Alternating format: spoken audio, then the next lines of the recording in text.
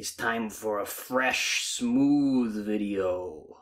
This time, I got a little bit more of a complex deal going on, a little bit of a better video production going on. We got the tripod, we got the, that's basically all we got, but we're doing this. So I'm gonna fill this thing like all the way up and make, I don't know, over 2 liters of smoothie. And that'll be enough for me to drink all as, a meal, and then I'll still have some left over. If you're making less, then I don't know, figure it out, because I'm not like, I don't have a little baby smoothie machine, I have a big smoothie machine. So to start off, I'm gonna put, I don't know, this much spinach that I just rinsed off in there, a good fistful. And now I've cut up some pineapple, some fresh pineapple. I'm gonna put, I don't know, you don't want too much pineapple actually, because even though pineapple is delicious and fresh pineapple is even better, too much of it kind of makes it a little stingy, makes it a little citrusy almost. That's probably good. That's probably too much actually. I'm going to take a couple out of there. I'm going to take those last 2 out of there. Normally when I cut up a pineapple, it lasts about 3 to 4 smoothies, and that's this much. So a whole pineapple makes 3, maybe 4 sets of these whole things. So do the math on that for whatever you're working with. Getting the paper plate out over here, and I'm gonna cut up some ginger, as always. You know I like my ginger in my smoothies. I'm using about that much. Pretty decent chunk. And I'm gonna cut that up into little finer bits here, real quick. You just want to chunkify it, mainly because if your chunks are too big, then sometimes you might get a glob of fibers in your smoothie when you're drinking it. You don't want that. Alright, so now 2 big bananas. 2! So that's 1 banana per liter, I guess. Even though this will probably make more than 2 liters of smoothie. We'll see. We'll see at the end how much it makes. So just 2 bananas. This is not a banana-focused recipe, so too much banana actually makes it taste kind of crappy. You'll taste it too much. And now, for the real secret ingredient, my Muslim brothers will know about this one. The black seed oil. That's right. The black seed oil. I'll put about, I don't know, 2 squirts of that in there. Maybe you'll do 3. This stuff, really strong when you first start using it. Then, like, you're gonna build up an immunity basically, and it makes it spicy. It's black cumin seed oil, so it's gonna be a little spicy. It gives a little kick to it. And speaking of spice, I'm gonna put in a little bit of cinnamon and a teeny tiny bit of pure vanilla, just cause it probably does nothing. There's probably no noticeable difference, but I like putting it in there. Vanilla's probably good for you, maybe. Chia seeds are next. These, I like chewing on my smoothie, so I put in a decent amount, maybe a little bit more. Chia seeds are probably good for you, maybe. And I'm also going to put in some local honey. You always want to eat like the most local honey you can possibly get. You do not want to eat honey from somewhere else, because it's going to mess up your immunities. This stuff is from a few miles away, so it's about as local as I can get unless I start, doing my own bees, which would be cool. Might have to do that, because I do be liking bees.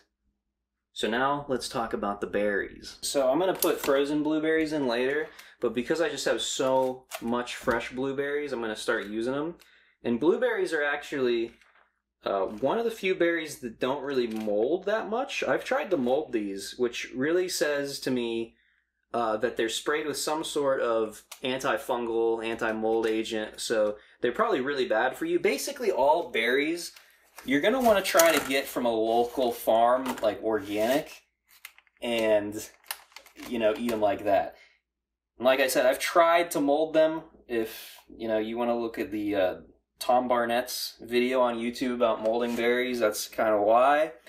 I will say, though, when you let them sit out, okay, blueberries, if you let them sit out as if you're trying to mold them, they might not mold, but they're gonna like ripen and they're gonna taste way, way better. Like just sitting out room temperature, they're gonna be way better when you do that. Another thing with berries is you always want to try to get USDA organic. Basically, if you don't get that, just assume that it has like tons of nasty chemicals in it. And if you want to get crazy about it, I mean, even USD Organic permits crazy chemicals in certain situations, which are, you know... So like these blackberries I don't have any frozen blackberries. Fresh, frozen, it doesn't really matter with blackberries. I prefer frozen for the smoothies, and I use fresh for my oatmeal. Same with the blueberries. These ones are actually organic. And blackberries are one of the berries that you can get fresh, and they will last pretty decently because they usually don't pit them like they do raspberries. So raspberries, do not buy fresh raspberries unless you're getting it from like a local farm, because fresh raspberries from a store 100% of the time will be moldy, and not with the kind of mold that's good for you. It's going to be gross, nasty mold, and who knows where that mold came from. So I put in, you know, about a handful, about that much. But more blackberries is more better, so I just don't really have much left, so I'm going to save some for oatmeal. If it's summertime, I'll just like go outside and pick blackberries from the bushes outside, but it's kind of a frozen shithole right now. Yogurt. I'm going to put in a little bit of yogurt.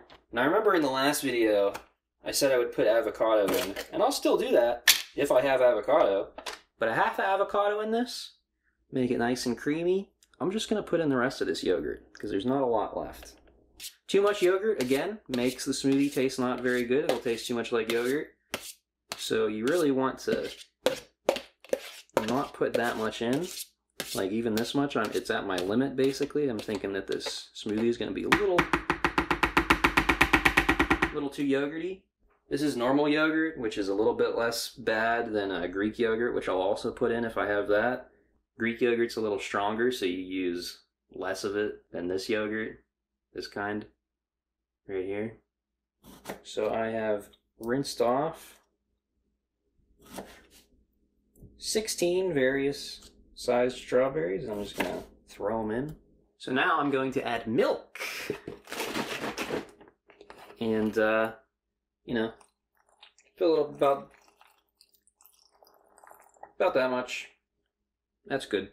You always want to, like, add the liquid with this stuff. You don't want to add the frozen stuff in first, I've found. It's a lot better for you to put all your fresh stuff in at the bottom and your frozen stuff at the top, because it's kind of like, you'll get like a liquid going, and that will help allow it to blend better, which will allow it to crush the frozen stuff more efficiently. Another thing that I like to do is sometimes I'll make hibiscus tea, and then I'll keep some of it in the fridge for a day, and what will happen is it'll basically turn into jelly almost. It'll get thicker. It won't be jello-like, but it will be noticeably thicker, and I'll put that in here with the milk, and it's delicious. So make hibiscus tea. I use just hibiscus flowers, and I boil them and add honey and maybe a little sugar, and it makes it super, super yummy. So now frozen stuff. This is raspberries. Again, you want to try to get USDA organic stuff, but raspberries are slim pickings when you're buying from the store. So this is a 12-ounce container, or however many grams that is. I'll put it over here so it's in focus. There you go. You can see now. Anyway, I'm going to use half of this. So, one of these bags makes 2 smoothies. One of these little bags. A big bag will make more smoothies. Isn't that crazy? Dark sweet cherries pitted. I'm a lot less crazy for these. So usually this bag will make around 3 smoothies. A bag this size, another 12 ounce. Actually, this is only 10 ounce. This is a 10 ounce bag. This will usually make 2 to 3 smoothies. Right now, it's just making 2 if I can get this last one. There it goes. And next, I got these. These are the best frozen blueberries that I found, although they aren't USDA organic. They're non-GMO, but that doesn't mean shit. You want to get organic. Anyway, these ones I like because you can smell them and they actually taste good, like blueberries. And they're little and tiny and they come in a nice big bag. So I just like kind of cover the whole thing in blueberry. And I'm kind of running out of space here. So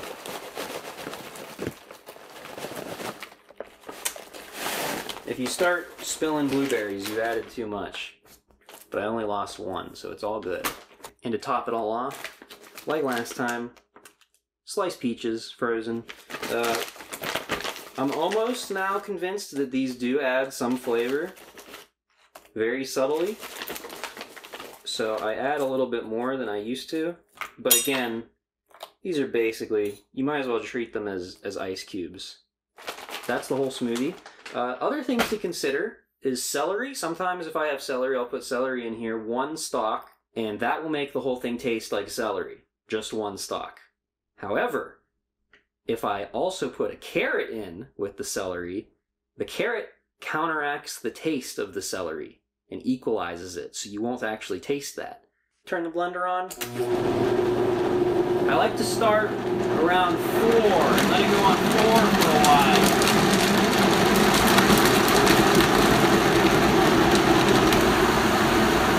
Then I'll bring it up a little bit. Now if you hear that happen, that means it's no longer blending, it's just the blades are spinning. So you want to lower it down again, pretty much all the way. You want to get that blend going back on.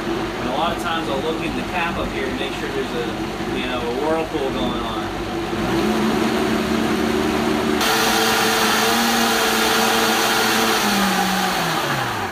The smoothie is complete. So I'm going to pour myself out a glass.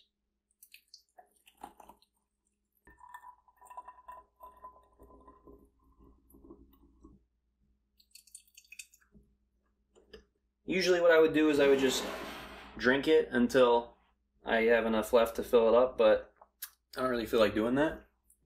So I'm just going to fill this up instead. So what you're looking at here, this is my dinner. Probably like 1.5 liters of smoothie, I'd say. I'm also going to show you how to clean the blender. It's so easy to clean this thing. It's so unbelievably easy. You rinse it off, this top bit. You gotta use this thingy, little thing. So at this point, it's basically done, and if you use this thing constantly, or we're going to use it again later, I'd say you'd be safe just being done with it right now. However, I don't make a smoothie every single day. I make a smoothie maybe once every 2-3 days. So I put a little soap in there. You fill it up about, I don't know how much, that's probably good.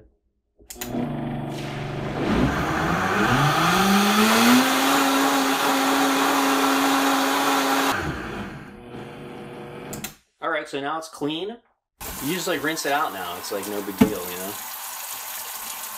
When I'm done, I'll take a rag or a paper towel or something, and I'll just wipe the inside off to get the moisture out of there as best as I can. My situation here, it's a little weird, okay? So what I do to store this thing, and what you should too whenever it's, wet, I'll put it over here, and I'll store it with the lid upside down like this on top of it, and then I'll slide it back here, okay? And then I'll move this all the way out here. So it's not going to fall over, it's supported from the shelf, but that's going to let everything dry naturally. Okay, so that's the video.